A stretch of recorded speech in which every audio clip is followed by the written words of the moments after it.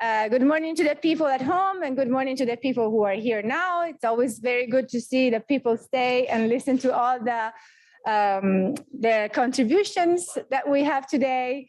And now I will start. Oh, first, I have a message that comes from South Africa. I think this is worth sharing because we had somebody listening to us from South Africa, and it says, Carissimi, ascoltare Leopardi declamato con passione dai vostri studenti è un'esperienza fortissima. Listening to Leopardi presented by your student was a very strong experience, and I am moved. I am following you from Cape Town. So, ciao Corrado, thank you for following us. The people at home cannot hear our applause, so when you hear silence, that is what is happening here. We have applauses, and we should not stop. Okay, so now I am proud to introduce the chair of the next session, Zachary Scalzo, who is also an alumnus of Florida Atlantic University. He started with us as an undergraduate, and then as a graduate student, and finished his MFA in Calgary. So now, Zach, please introduce the next session.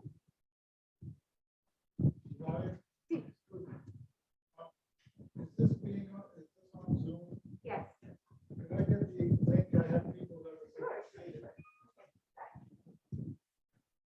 Hi, everyone. As Ilaria has already presented, I'm Zach. I'm an adjunct faculty member here, and I have the pleasure of moderating our next session. But first, bringing the greetings of the Italo-American Cultural Society and Greater Pompano Beach Sister Cities is Mr. Tony Phillips. Thank you. Grazie. Buongiorno. I'm Tony Phillips. I'm the president of the Italian-American Cultural Society in Pompano Beach, Florida. We've been around since 2013. We get pretty much similar to Il Circolo on the Italian culture. We have gatherings every month. We try to bring in guest speakers from a variety of areas of Italian culture, be food, wine, the dual citizenship, ancestry. So we have a number of ways to bring in Italian culture to the Pompano Beach, Boca area. Members range from the area of Davie all the way up to West Palm Beach. A number of our members, including myself, are members of other Italian organizations. So we all co-mingle and work with one another in the Italian community. The Italo-Italian Cultural Society was a great pusher with the Pompano Beach Sister Cities, which has been around for a number of years. But I approached the mayor, Fisher, at the time, and asked him, since Pompano Beach had a sister city in Brazil, I asked him why we cannot have a sister city in Italy. And he said to me, you can do it. You find me a city and we'll get it done. I was lucky enough, a coffee shop that I attended and still do, and the owner was from Campobasso. I approached him and he spoke to the mayor of Tamale, and we had it done. The mayor from Italy came here in Pompano Beach in 2018. We had a signing ceremony. And they were really impressed with the area. The mayor, Sabraca, came here to FAU and enjoyed the movie night for Italian studies. We're a great supporter of the Italian studies also here.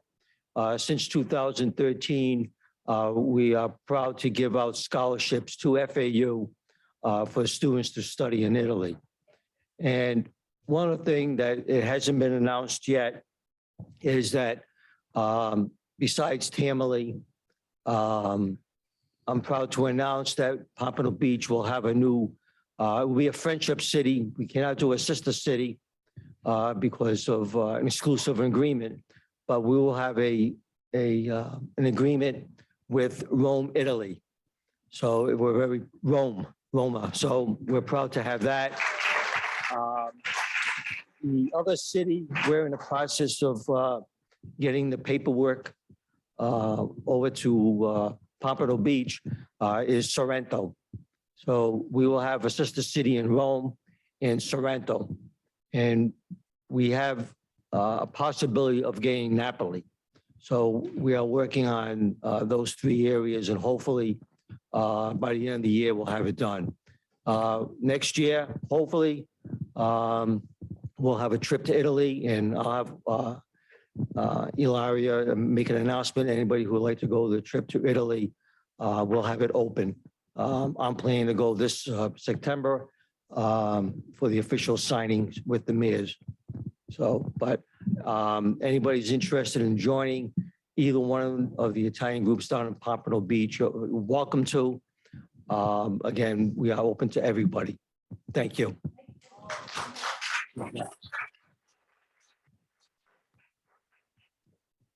Thank you, Tony Phillips. And to get us started today, we will be having our first presentation of this panel from Jonathan O'Neill. Jonathan O'Neill is an adjunct instructor of political science and Italian language at FAU. While working on his doctoral degree, he researched the Neapolitan author and public intellectual Erri de Luca. Specifically, part of his dissertation and his presentation today focuses on Mr. de Luca's time spent as a humanitarian convoy driver during the Bosnian War from 1992 to 95, and his subsequent correspondence with Bosnian poet Izet Sarajlic and his travels to Kosovo during the conflict there. Without any further ado, Jonathan O'Neill.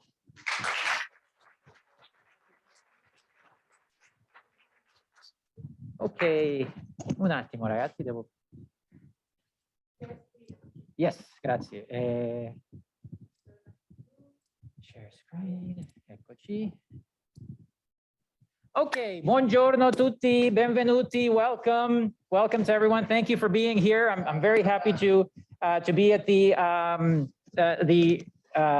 Italy in Transit Symposium. I've had the great fortune of presenting in the past during this time of year.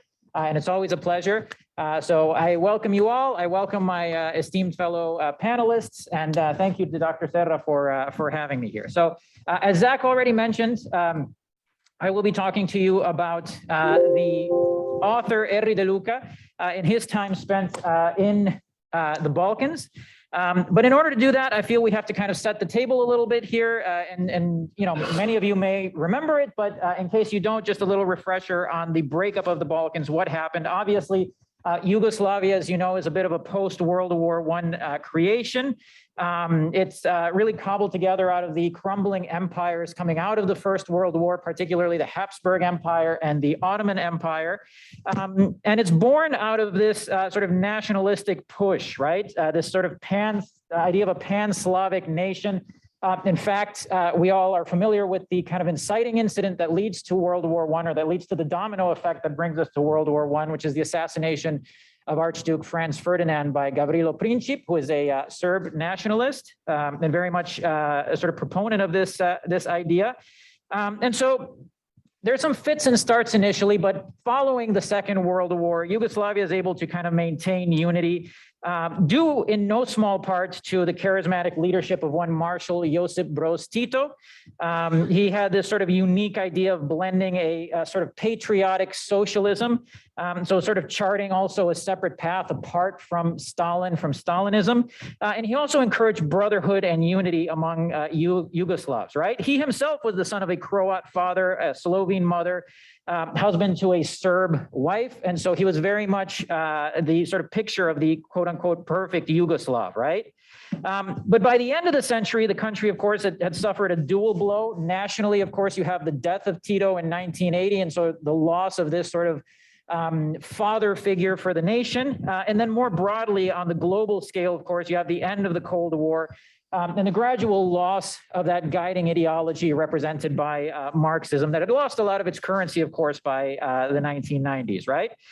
In addition to these things, you have the emergence of virulent nationalistic figures like one Slobodan Milosevic, the president of the Serbian Republic. So one by one, the republics of Yugoslavia began to declare their independence from Belgrade.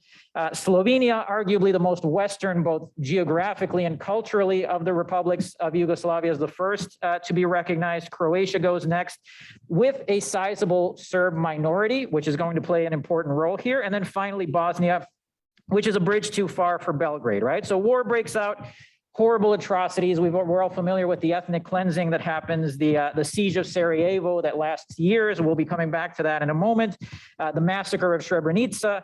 And so the West imposes an arms embargo, which ultimately just has the effect of freezing an advantage in place for the Yugoslav National Army, for the Serbs. And so it's just a mess. Ultimately, there is a campaign of NATO airstrikes, which forces all sides to the negotiating table, and we get the Dayton Accords in 1995, right? Not 4 years after that, you have a renewed outbreak of violence in, oh, pardon me, I wasn't moving along with the slides. In Kosovo, right, which is a semi-autonomous province of, or was a semi-autonomous province of Serbia.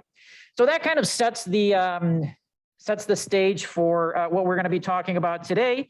And that is how this conflict has been experienced, how it's been written about by Erri de Luca, right? So a little bit about Erri de Luca. He's born on May 20th, 1950 in Naples, Italy, named Henry, actually after a relative with American heritage. So the name is a bit of a sort of pronunciation of Henry. So if you're wondering, Erri, what a strange name, that I've never heard that in Italian. It's because it's not an Italian name, right?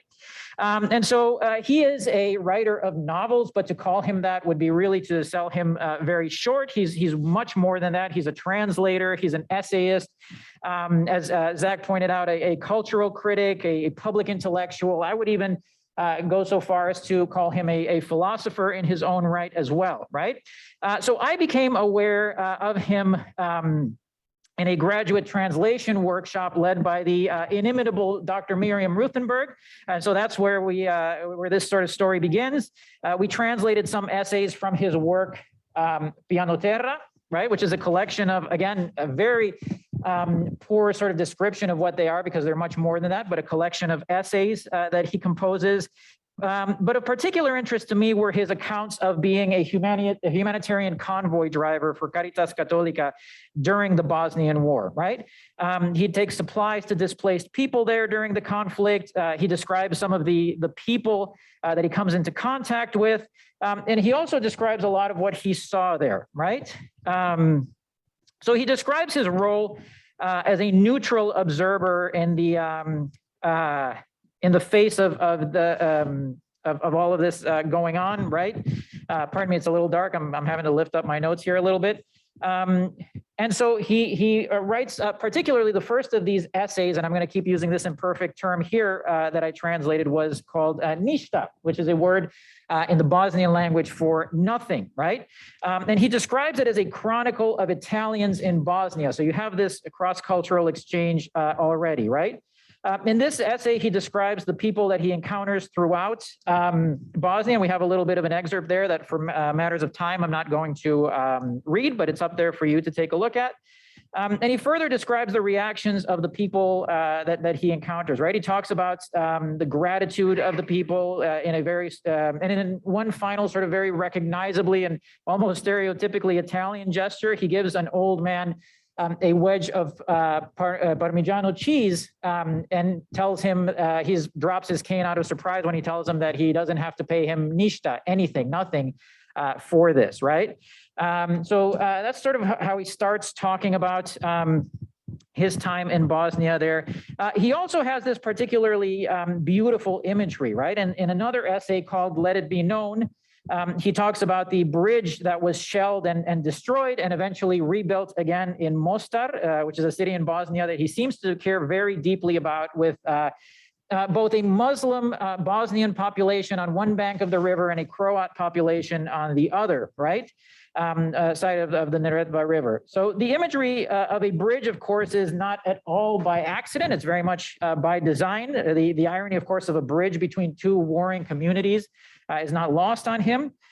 He then goes on to refer to the Neretva as a fiercely independent tributary to no one, right, except to the Adriatic, which also highlights this idea of his own country, right? Italy, just across the Adriatic from Bosnia as well, right?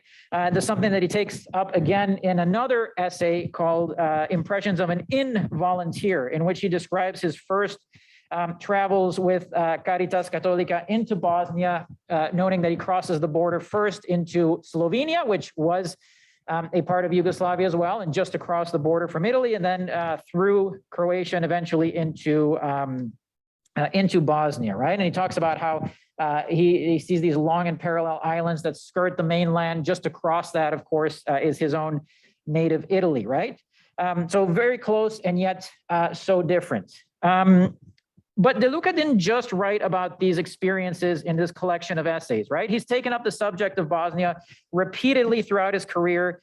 He published an account in a French newspaper about his impressions upon hearing about the bombing by NATO that destroyed the Pančevo petrochemical plant just outside of Belgrade, right? That's writing is called 20 anni fa, 20 years ago. And it is also published on his website if you care to go and take a look at it as well. So the chemical plant's destruction caused the leaching of carcinogenic chemicals into the waters of the Danube, which flows through this primarily fishing village. So of course it caused a lot of disarray for this community. He then goes on to refer to Pančevo as the last European city of the 20th century to be battered from the sky. And this is important because he feels this makes Pančevo kind of a kindred city to his own native Naples, right? In fact, he offers this as the reason for which he traveled of his own accord, not sent by any publication or anything like that to the city, right? You see down there at the bottom, he talks about, I was there with my own account, sent along by the tales of the city of Naples, the most aerially bombarded city of Italy. Around Aviano base, he talks about families he would see having picnics, and they would see the planes departing from the base, delivering their entire payload, and then returning, right? So he sees a lot of parallels between the plight of, in this case, Kosovo, and his own country during the Second World War, right? And then finally, I'd like to close out my talk today with De Luca's book on his correspondence with the late Bosnian poet Icet Sarajlić. Sarajlić, of course, is an interesting figure. You see pictured up there with him. He lived through the siege of Sarajevo, which I talked about at the top of the discussion today. And so he has this correspondence with De Luca that gets collected and published as a book, Lettere Fraterne, or Brotherly Letters, and further highlights this sort of cultural exchange between Italy and the Balkans, right? In fact, in his very introduction of Sarajlić, De Luca notes that the tragic story of Sarajlić's sister, Razia, who was a translator, right? She had been working on a manuscript of an Italian author, not De Luca, although Sarajlić tells him in one of his letters that he, had she survived, would have been the first Italian author that she would have translated, right? He talks to him about this book that she was translating by this author who always used to call her and sort of ask after her until the war started. Then the calling stopped, the asking after her stopped. Razia ultimately tragically dies in the war. In an act of righteous indignation, Sarajlić finds the manuscript that she had translated and he throws it away, right? Now, as a literary figure himself, this creates a lot of conflict in him. And in one of his letters to De Luca, he asks whether De Luca thinks that he committed some kind of cardinal sin against literature by disposing of this translation. De Luca answers him, obviously, that no, he has not, right? He's done a service, in fact, to literature by giving it the weight of his sorrow, a sorrow that is shared by all as, quote unquote, we lost the learned person who read the letters, right? Or who reads the letters. And here he's alluding to the translator that's working as a go-between between De Luca himself and Sarajlić, translating the letters from Italian to Bosnian and back, right? So he concludes the letter by writing to Sarajlić that this is what translators are, persons who read the letters from one people to another. In this case, one who allows for this cultural exchange between an Italian and a Bosnian to take place in the first place, right? In fact, this cultural exchange between two countries happens and has been happening even before this. De Luca tells Sarajlić about a story of Sarajlić's that he incorporated into a novel about an Iskian fisherman who goes over with the Italian brigades to Bosnia. That's based, of course, on a story that Sarajlić had told De Luca himself. De Luca kind of notes, and I'll finish here, that these stories, right, they're the currency of interaction between particularly these two very Mediterranean peoples, right? These two Adriatic peoples, particularly. I think I had a, yeah, he describes it as kind of the currency that goes back and forth, that's sort of thrown back and forth across the Adriatic in our facing languages, right? Like two godmothers in a courtyard, he describes it as, right? So again, just kind of alluding to this cultural exchange between Italy and Bosnia in this period, particularly between them, right? And then finally, he talks about another trip for sort of a convention of authors, to which he goes to Sarajevo, and he meets Ante Zemljar, who was a partisan during the war. He fought alongside Tito. He was later imprisoned by Tito in the Goli prison. But there's this one beautiful sort of moment that he recounts where they're all sort of celebrating at a tavern, and Zemljar pulls out these old Italian partisan songs. Particularly, he cites "Non ti potrò scordare Piemontesina Bella," right? And that's sort of, he tells them, yeah, these are all songs that we learned when we were prisoners with the Italian partisans as well. So just again, highlighting that cultural exchange here between these two countries and between these two great men. Sadly, one of them no longer with us, right? And that's it for me. I'll stop chewing your ears off. Thank you. Thank you all very much.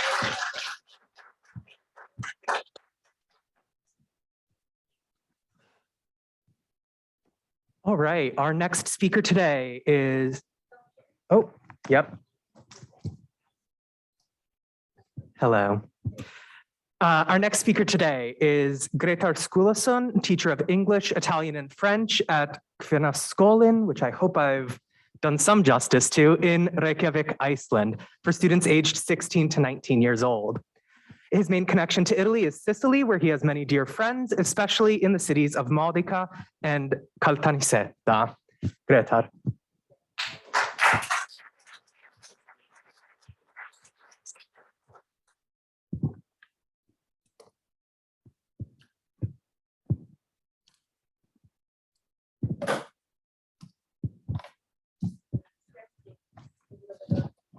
And the video, does that, if I share, does that come automatically?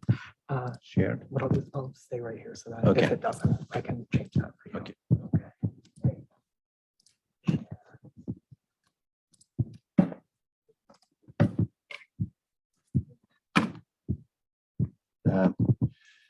Yeah. Like this? Okay. So, yeah, hello. First of all, I'd like to say that I'm honored and pleased to be here at the Italy in Transit. Thank you for the invitation. Thank you to the FAU, and especially to Professors Ilaria Serra and Emanuele Pettener, and also Domenica De Raviam and her family. What I propose to do today is reflect a bit on the Dialogo della Natura di un Islandese by Giacomo Leopardi. Being myself Icelandic, I thought it would be interesting to find out how Iceland and Icelanders are depicted by Leopardi in the dialogue with nature. Then I would like to get more personal and link Leopardi's dialogue with another encounter and tell you about how I, through my work as a teacher in Reykjavik, came to fall in love with Sicily and the Sicilian people, and what that relationship now means to me and my family. When I heard of and read Il Dialogo della Natura di un Islandese for the first time, I obviously wondered where this Icelandic connection came from. Why did Leopardi decide to have an Icelander discuss philosophical matters with nature and not, for instance, an Italian or a German? Perhaps Italians and Germans can consider themselves lucky, for the image of the Icelander is not very flattering, is it? The Icelander considers himself extremely unlucky to stumble upon nature on his travels in Africa. And then he starts complaining about his treatment by nature. And finally, he's eaten by 2 lions or covered in sand and becomes a mummy, depending on which version you prefer. I cannot pretend to be an expert in Giacomo Leopardi. I'm only, well, let's hope, an expert in being Icelandic.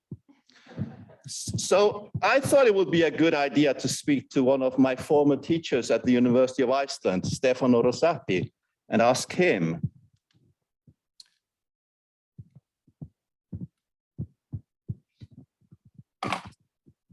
Does this get shared?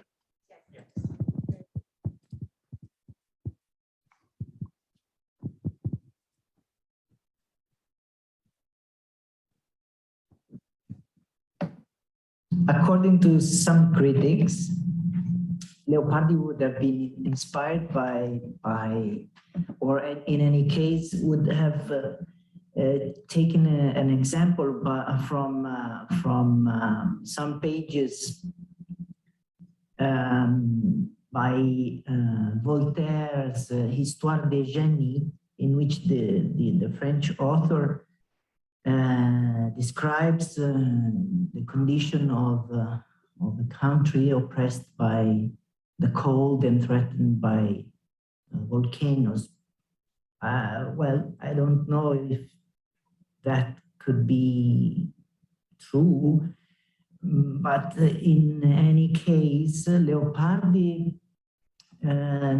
for his purposes, let's say for his philosophical and narrative purposes, he needed a character who lived in a sparsely populated environment or country or place.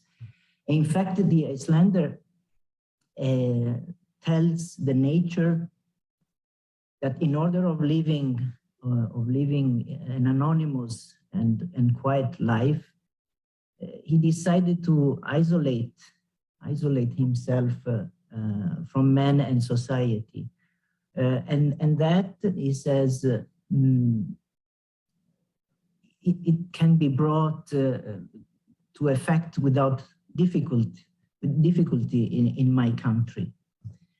So, furthermore, Leopardi needed his character to be born in a place of extreme climatic conditions,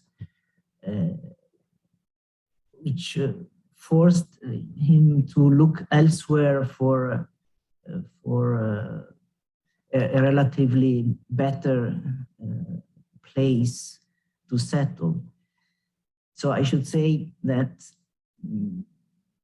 maybe an Italian or a German or a French wouldn't be wouldn't have been equally suitable for a role like of that kind.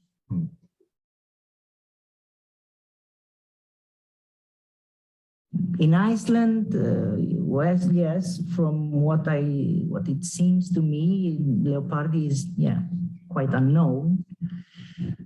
Our students know him. Those who study Italian at the University of Iceland and take courses in literature. Obviously, in our programs here in Iceland, il dialogo della natura di un islandese is essential or inescapable.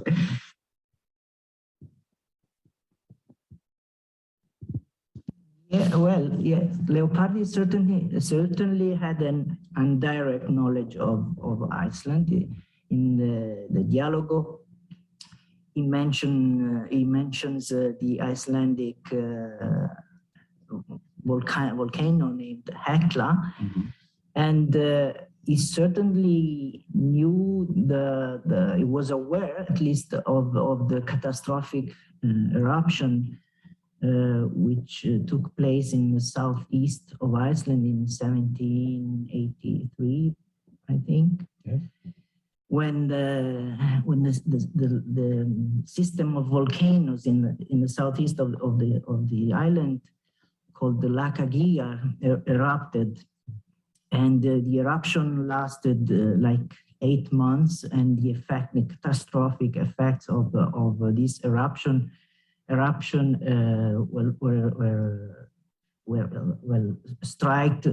stroke the entire north hemisphere of the world, and 25% of the population of Iceland died in that with the consequences of that eruption.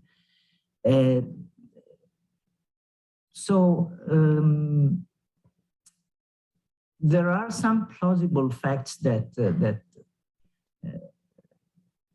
he writes about Iceland.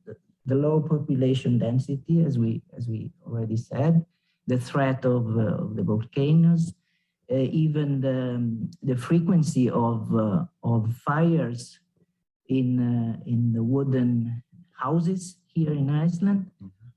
But there is one fact in particular that testifies to how limited his direct knowledge of Iceland was, and that is when the Icelander, in addition to mentioning the cold of the intensity of the cold of the winters, he talks about, speaks of the ardore estremo dell'estate, that is the extreme heat of summer here in Iceland.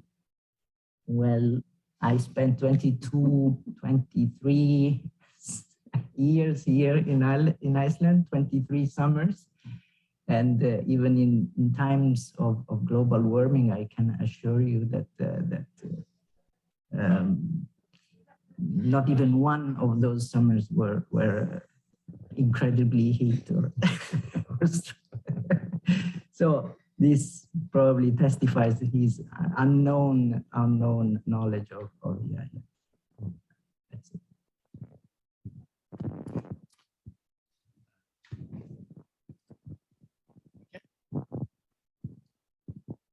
So, yeah.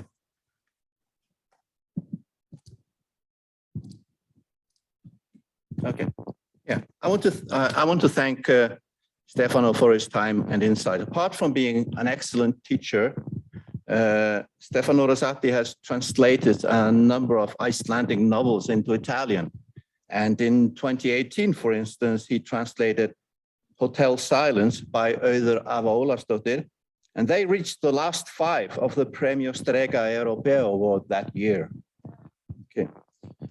So Leopardi's Icelander experiences hopeless monotony of his existence and wants to go away, experience other climates and exist without suffering. But given that the Icelander meets a grim end, to say the least, should he perhaps have stayed at home? That's at least the opinion of another author that this particular author did visit Iceland, unlike Leopardi.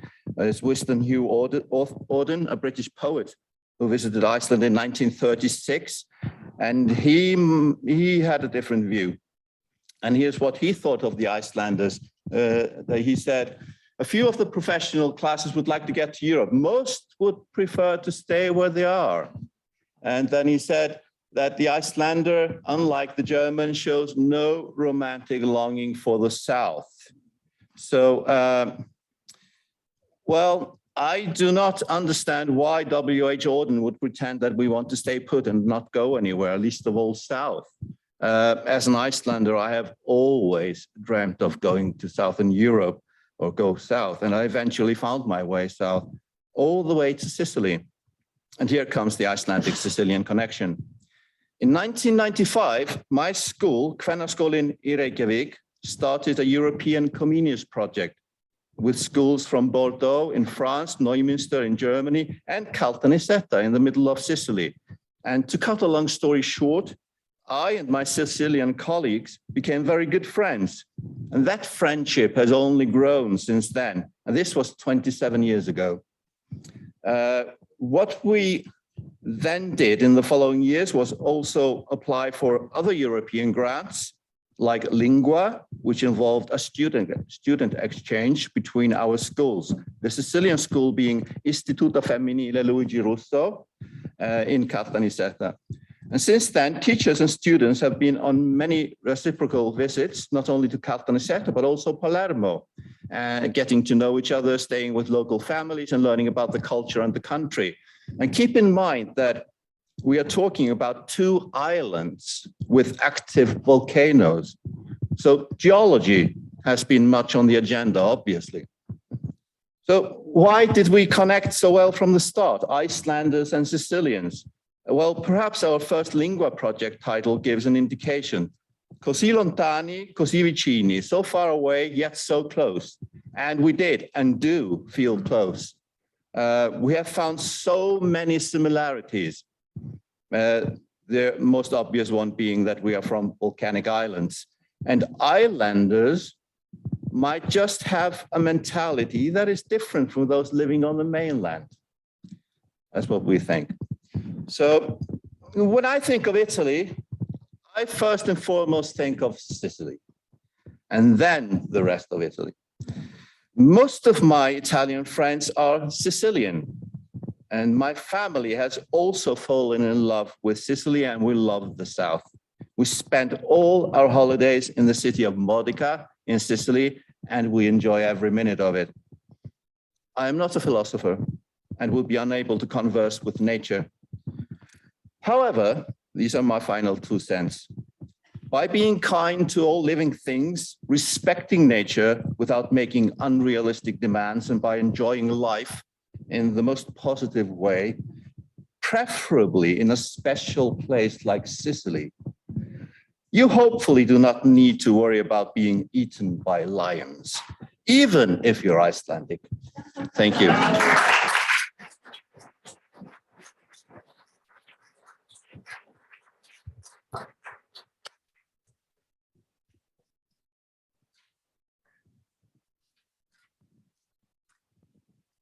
All right, our last speaker today is Pietro Porcella, journalist and PR and the president of the Florida Association of Teachers of Italian since 2020.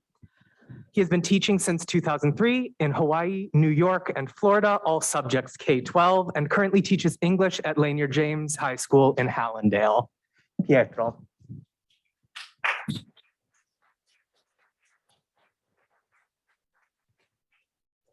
The light on. It's nice to be introduced by a young fellow from Calgary to a young fellow from Cagliari. Did you have enough of water, lakes, sea? We have been in Iceland, in the Adriatic Sea, in the northern lakes of Italy, in Sicily.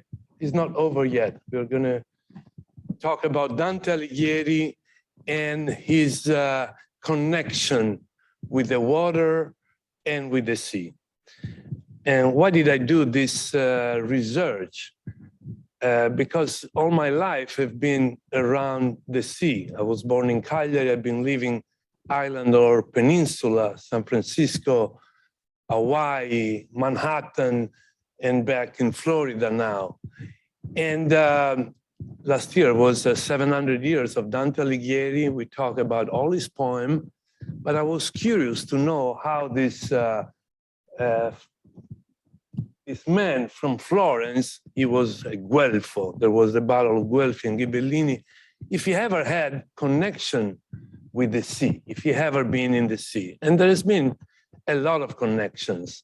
So I've divided my study in 2 parts. The first part, to find out the time that he has been close to the sea. And the second part, going in the Divina Commedia and see all the mention he had about the sea, l'arte marinaresca, tutte le connessioni che ha avuto Dante Alighieri con il mare e con l'acqua. Starting from his life, the first time we can say he has been touching the water from Florence was in Pisa, when he was a young fellow. We're talking of 1289 in the month of June. He was a warrior probably you didn't know that he was also fighting for his Guelfi. So they had the fight against the Ghibellini that were in the Città di Arezzo, and he had to go in 1289 to Castello di Caprona, a circa 20 chilometri da Pisa. And Pisa back then was very close to the sea. There were like 10 kilometers of land before the sea. And that's where he, after the Battaglia di Campaldino and l'assedio al Castello di Caprona, he went and touched the water and saw the water for the first time. A second time is in Venice, the city cara ai nostri Ilaria ed Emanuele. A Venezia era una delle 4 repubbliche marinare. Back then, Italy was divided from 4 marine counties. There was Genova, Pisa, Venezia, and Amalfi near Naples.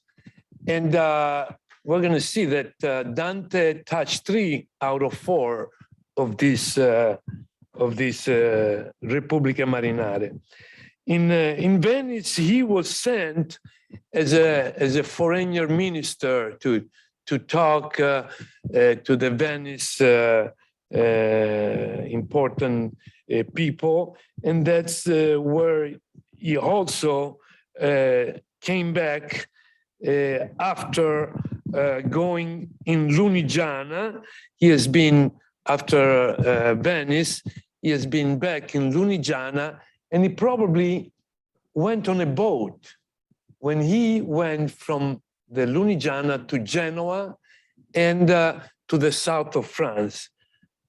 Figure out 700 years ago, there was no airplane, no internet, so to travel was not that easy. And Dante Alighieri was able even to go on a boat, and we're going to see after in the study I've done about the Divina Commedia how he recalled different times his life close to the sea or on a boat, or he make a simile on things that he has seen. The last time he has been close to the sea was before he died. He was in Ravenna. He was asked to avoid the fight between the Repubblica with the before going to Rome per l'incoronazione imperiale. Ne parla Francesco Petrarca.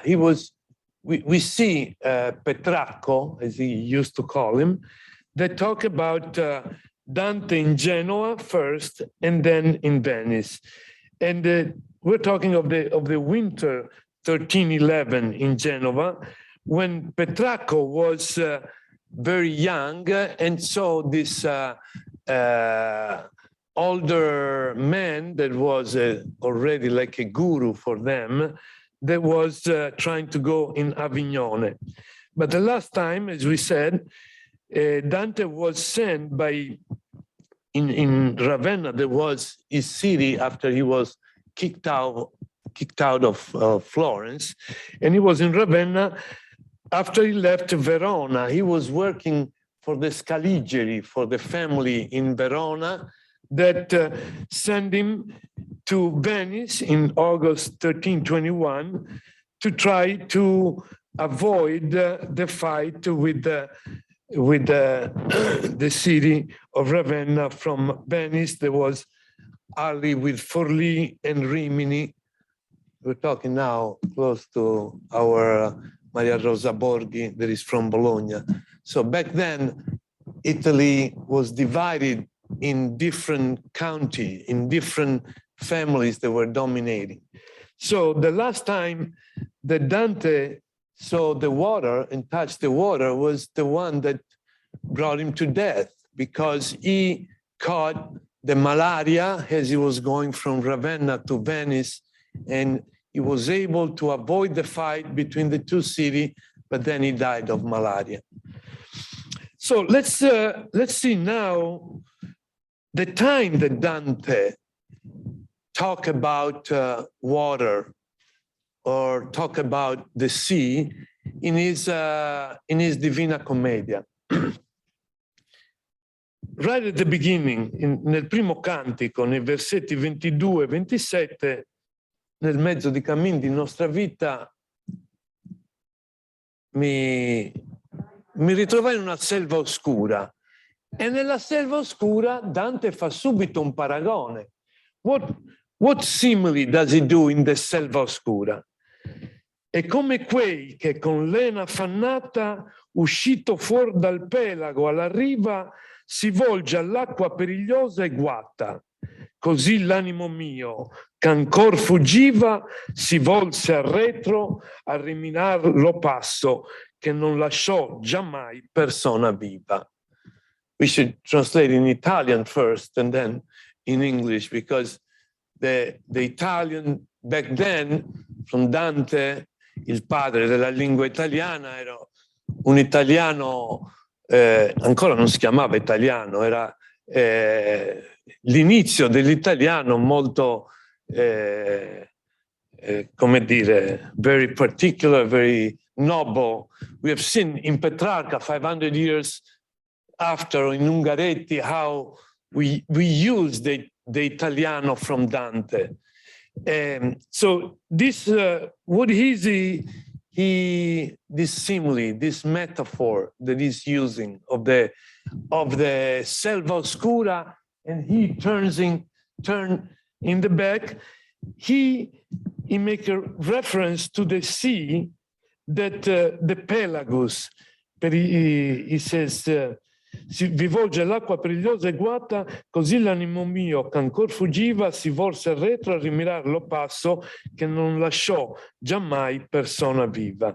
So he turns to the pelago. The pelago is the water, is the ocean, is a Latin word, the pelagus, the ocean.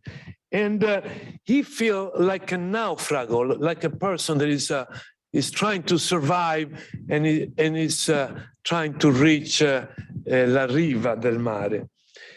If we go ahead in the versi 28-30, we see another simile. When he says, inoltrandosi troviamo una similitudine di tipo fenomenico in cui Dante paragona la condizione ambientale del quinto cerchio infernale al mare tempestoso in tempo di notte. So he's making a simile with the night, simile to the sea in a storm.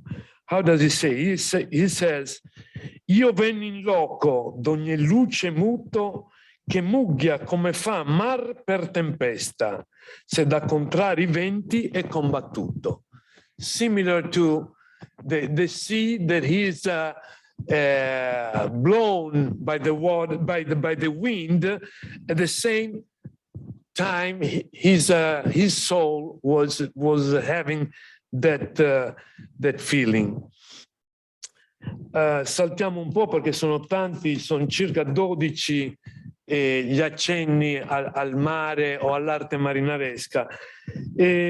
Un'altra che così mi ha colpito è quella quando nel canto settimo vuole illustrare il rabbonirsi di Pluto. Chi era Pluto? Abbiamo visto tanti fumetti, no? Dante aveva fatto un fumetto che era quello di Pluto, era questo animale che si librava nell'aere e che improvvisamente viene abbattuto, e lui lo paragona all'albero di una nave dove le vele, un albero che si abbatte e le vele si avviluppano prima di cadere. Vediamo le parole. Let's see the metaphor that Dante used of Pluto, this figura, come si dice, figura mitologica, how can you say it? Yeah, mythological figure that is killed in the inferno, and it looks like the mast of a sailboat that comes down with all the sails around. Here is how he used this word in the settimo canto, in the seventh canto. Quali dal vento le gonfiate vele caggiono a volte, poi che l'alber fiacca, tal cade a terra la fiera crudele. That's how Pluto was killed, and it looks like the sail of a mast coming down. C'è ancora più avanti, degna di nota, è la descrizione del volo di Gerione. L'immagine vivente è allegoria della frode, un mostro con un corpo solo ma di tre nature. Uno è trino, aveva il volto umano, le zampe di leone, il tronco serpentino, terminante con una coda bifida, armata di aculei come quelli degli scorpioni. Dante, chiamato da Virgilio per trasportare entrambi dal terzo girone al settimo cerchio, verso l'ottavo in basso, fa il volo paragonato a movimenti compiuti dal marinaio in risalita dal fondo marino, dopo aver provveduto a disincagliare l'ancora. So he used these other things of a man taking the anchor from the bottom of the sea and trying to go up. Sì come torna colui che va giusto, talora solver l'ancora c'aggrappa, o scoglio o altro che nel mare chiuso, che in su si stende e da piè si rattrappa. Ce ne sarebbero tanti altri, ma mi fanno cenno di finire. Quindi io uso un'ultima espressione di Dante che proprio alla fine del canto 25esimo del Paradiso arresta la danza in circolo dei beati apostoli Pietro, Giacomo e Giovanni, anime trionfanti, per riprendere fiato. E cosa dice? Siccome per cessar fatica o rischio, li remi pria nell'acqua ripercossi, tutti si posano al sonar di un fischio.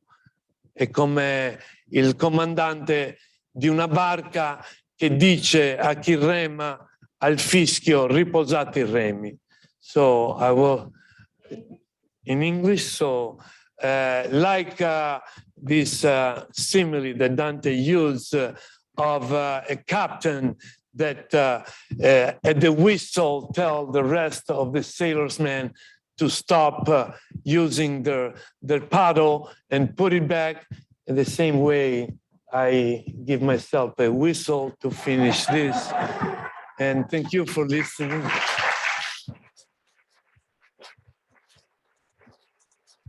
Permettetemi di ringraziare Ilaria Emanuele, Maria Rosa Borghi del Consolato, la Odli con Magda Novelli, perché con noi della FATI stanno facendo un grande lavoro per sviluppare la lingua italiana in Florida. Il prossimo appuntamento sarà a Sarasota il 29 e 30 aprile.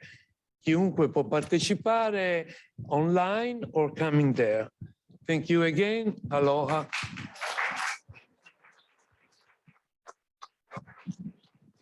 Thank you again to all of our presenters for these great explorations of literature in transit. And I'd like to take this time here at the end of the panel to open it up to questions. Does anyone have any questions for any of our participants today?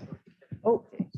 Okay, Emanuele is going to run around and bring the microphone. Miriam? Okay, aspetta, wait. domanda per Petar. Petar, I was wondering if the Gibaldone sheds any light on the question that you have about the importance of Iceland. And why did he pick Iceland? And then I would also have a suggestion. And thank you for seeing you for the first time. This is so wonderful to see you in person, not as an image on Zoom. We actually never saw an Icelandic in person or generally. Okay.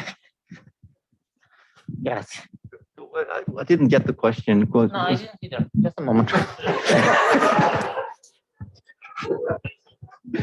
I was wondering if in Leopardi Gibaldone, if there are any references to Iceland or to that space of fantasy, perhaps. Yes. I don't know that one. So as I told you, I'm not a specialist in Leopardi, so only being Icelandic. So that was my take on it. So I'm sorry about that. Also, because Gibaldone is 2,000 pages, I think, something like that. Maybe you know, you're the only one who read it, probably. And so, is there any reference? I don't know. I don't remember that. Oh, nobody knows. Okay, that's a mystery. That's a mystery. Okay. C'era un'altra domanda? Avevi un'altra domanda? Yes. What? Yes. A special thanks, of course, to Mr. O'Neill, Dr. O'Neill. Thank you so much. This was a lovely presentation, and I hope to see the book. Ok, la nostra Calli, grande Calli. Ok, la nostra Calli.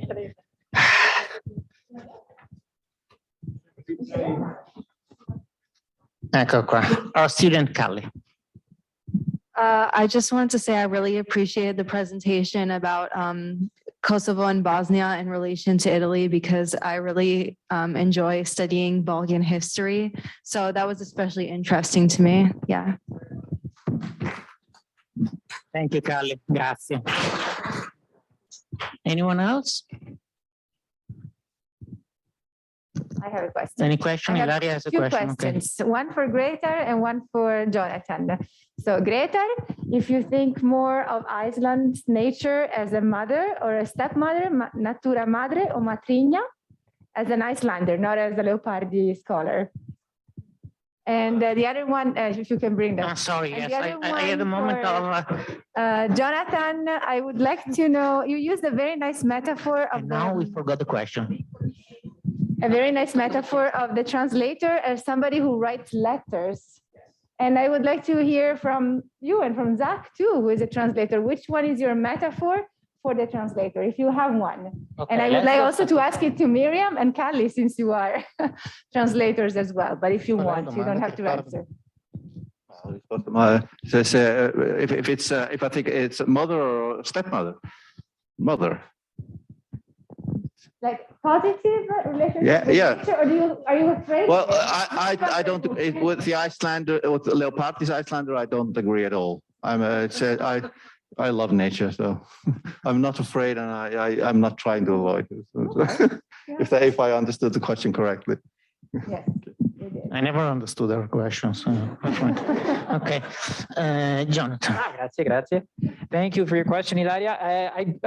I mean, there are so many analogies that we can think of. The bridge is a good one, but I'm a bit of a map nerd myself, and I think maps reveal so much to us about other places and just geography, political maps, so on and so forth. So I like to think of that when I think of translation, when I think of just regions, groupings, connecting the dots. So I would say maps for me would be, yes, thank you. I think that for me, translation, the metaphor kind of changes depending on the work that you're translating. Having translated a couple plays, a collection of poetry, a few novels, a critical text, it always kind of positions you in a different place. It's like Whitman said that he contained multitudes, but like, look at me, I can prove it. You kind of put yourself in this new positionality with this text. You pull out one of these multitudes to engage with both the Italian translation and then the English version that's created after that. Sorry, Charlie. Okay, but I'm here. Okay, it's the same. Taylor, just a moment. No problem. No, we're doing our best to be good for the people away and the ones here. So we're doing well. Don't worry. It's not exactly a metaphor, but I just wanted to comment about how translating is difficult because it's kind of like rebirthing a text, but you also have to keep the author's essence. And that's exactly what Emanuele told me actually. But when I was translating for the first time, that's what I really noticed. So, yeah, maybe I could compare it to like a surrogate mother or something. I don't know. Maybe that's weird, but yeah, it's basically, in my view, and also I know Emanuele's, he inspired me to think like this: is coming up with your own voice while not losing the authors. Yeah. Thank you. Kali is an excellent translator. She started to translate and publish her translations, but I find very poetic that her dream of a young girl is becoming a translator from Italian to English. Brava, Kali. And now we have our dear friend, Professor Taylor Harwood, who has a question for our friend Grétar. Hello, Grétar. I'm a big fan not only of Italy, but also Icelandic sagas. And I only recently began to learn about some of the more recent, like mid-century, like Halldór Laxness. I don't know if I'm saying that correctly. I enjoyed your presentation very much. I was wondering if there was a case maybe in the sagas or something of maybe somebody going to Italy. I was thinking about in Eric the Red saga, Leif Erikson going to Vinland and all the moving about. Do you know of any cases of, I guess, cross-cultural interaction with Iceland and Italy in the past? Yeah. This is something I might know something about, actually. First of all, you mentioned Halldór Laxness, and that's very interesting because, you know, he got the Nobel Peace, the Nobel Prize for Literature in the 50s. 50 was 55? Yeah, I think so. So, and actually, he wrote one of his novels in Taormina. So when he went on a tour and they ended up in Taormina, and he didn't have 1 cent, so he just had to practically go begging, and he wrote this great novel there. So so if you haven't been to Taormina, I really recommend that. It's a great place. But the sagas, most of them are written in like the 13th, 14th century, and we were Catholic up until something like 1550. And so the Vikings, they were forced to become Christian in the year 1000. So there are stories, yes, of some of the Vikings having to go to Rome to get an absolution or something for something terrible they did. So, so yes, there are stories of that, definitely. Okay, thank you so much. Grazie, Grétar. I had more than a question, kind of a comment. I really enjoyed Professor Porcella's discussion about Dante and his inspiration about the sea. And I guess more of a comment because you brought up Ravenna, where he spent his final years. And there's so much documented about the inspiration that he takes, for instance, from you know, the mosaics in you know, in the churches there and everything. And it's just with his vivid descriptions of water and of oceans, it's amazing that, you know, this hasn't gotten more, you know, more discussion. I thought that was really fascinating that because he does, for a landlocked Florentine, say quite a bit about and very vividly about oceans and water. So I thought that was very interesting. Thank you for your presentation. Yes.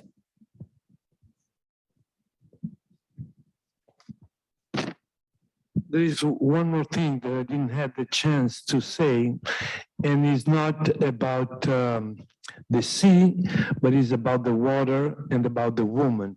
In this symposium, we have seen how many times the inspiration of the writing in Dante for Beatrice, in Leopardi, in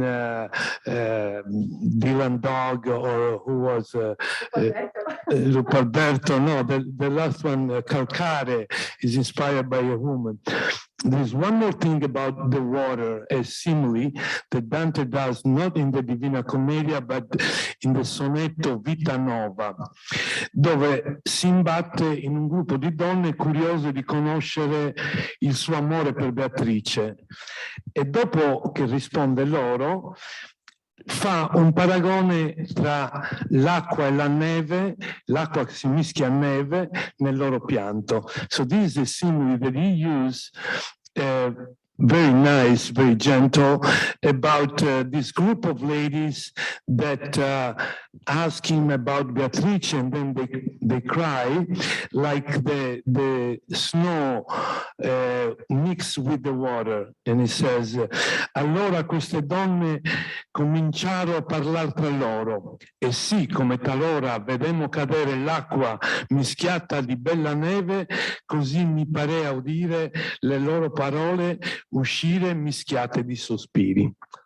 So that's another simile that he used about water. And I really enjoyed doing this work and checking on Dante and see how, 700 years passed, but we still have a lot of connection between the language and between our way of living and our love for the sea and the water.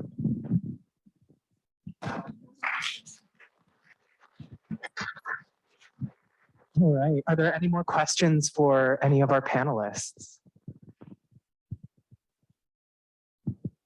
All right. Okay. Thank you. No, that's okay. So if there are no more questions, I want to thank Zachary Scalzo for his beautiful coordination of this panel. Thank you, Zach. We're proud of you. And I want to welcome Miriam Ruthenberg because we didn't think she would come, and we're so happy. She's been named so many times, mentioned so many times. Miriam, thank you for coming. The founder of our program and who is always with us, even if she retired last year, and she will be back, we know. So another thing I want to say is that we have the sale of books by Fasanella and posters. They're $20 each. And if you were there yesterday, you know that everything is given for a scholarship for our students. So you get to 100% to do a donation and bring something home that is very nice. As you see, the paintings of Ralph Fasanella, an activist and a painter of New York City. And so with this, I leave you to the coffee break, and we will see you. Well, there is coffee outside, I think. So, and then I invite you to come back. Can you tell me the next session, the time exactly? 12 o'clock on time, because we have a last session for the morning, and then we're all going together to lunch. You're all invited. We have box lunches for everybody. And this lunch is not here, but we're going to take a nice walk. It's so nice outside, and go to the Ritter Art Gallery in the heart of campus and see the other paintings by Fasanella, explained by Di Salvo, explained to us by Viviana and Domenica, Viviana Pezzullo and Domenica Di Reviam. So see you in a little while. Thank you.